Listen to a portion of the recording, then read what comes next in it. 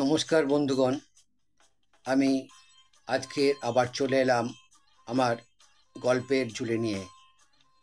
হয়ে গেল মহালয়, শুরু হয়ে গেল দেবীপক্ষ। দেবীপক্ষ শুরু হয়ে যাওয়া মানেই শুরু হয়ে যাওয়া নবরাত্রি। নবরাত্রিতে দেবীর 9টি রূপের পূজা করেন মর্তবাসী। সেই পূজার যে মূর্তিতে তারা সম্পন্ন করেন, সেই মূর্তিগুলি নিয়েই আমার আজকের প্রতিবেদন। নবরাত্রির প্রথম দিনে দেবী শৈলপুত্রী। বন্দে বাঞ্ছিত লাভায় চন্দ্রার্ধকৃত শেখরম বিশরুরাং শূলধরাং শৈলপুত্রী যশস্বিনীম।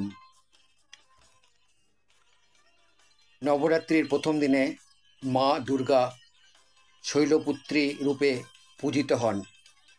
নবদুর্গার নবম রূপের মধ্যে প্রথম স্বরূপ দেবী শৈলপুত্রী।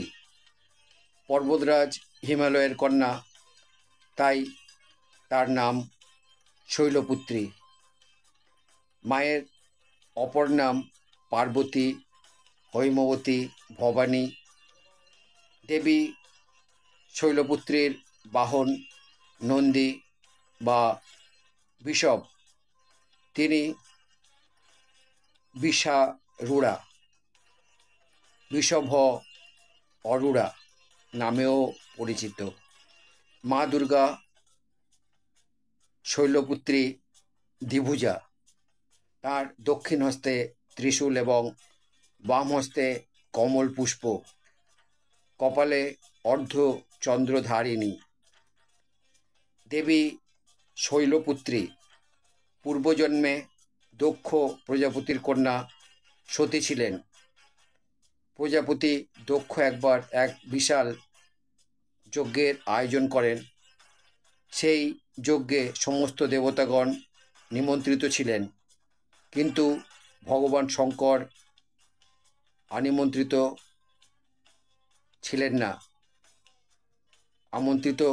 না।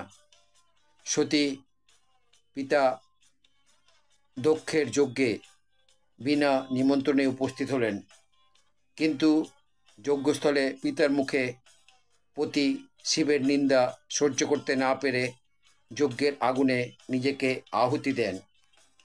পরজন্মে শৈলপুত্রী রূপে ভগবান শিবকেই তিনি স্বামীরূপে বরণ করেন।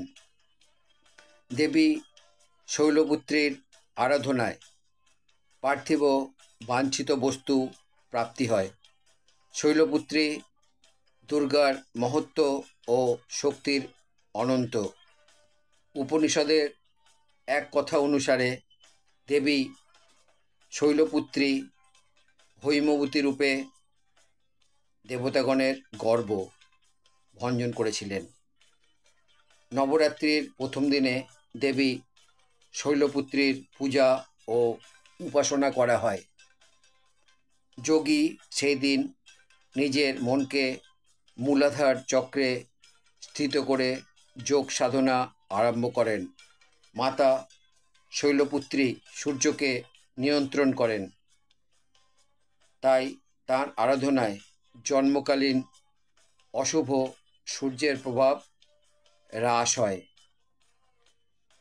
নমস্কার বন্ধুগণ, এই ছিল নবরাত্রির প্রথম যে দেবীর পূজা, সেই শৈলপুত্রীর পূজা সম্বন্ধে তথ্য ও বর্ণনা।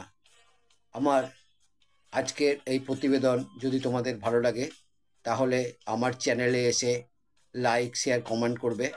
আমার চ্যানেলে নতুন বন্ধু হলে চ্যানেলটি সাবস্ক্রাইব করবে, এবং নতুন পুরানো সব বন্ধুর কাছেই আমার একান্ত অনুরোধ, আমার চ্যানেলের বেল আইকনটা অন করে রাখবে। তাহলে আমার পাঠানো সমস্ত প্রোগ্রাম খুব সহজেই তোমাদের কাছে পৌঁছে যাবে। আবার কোনো নতুন ভিডিও নিয়ে, নতুন প্রোগ্রাম নিয়ে তোমাদের কাছে উপস্থিত হব। খুব ভালো থেকো। মায়ের আশীর্বাদ তোমাদের উপর বর্ষিত হোক।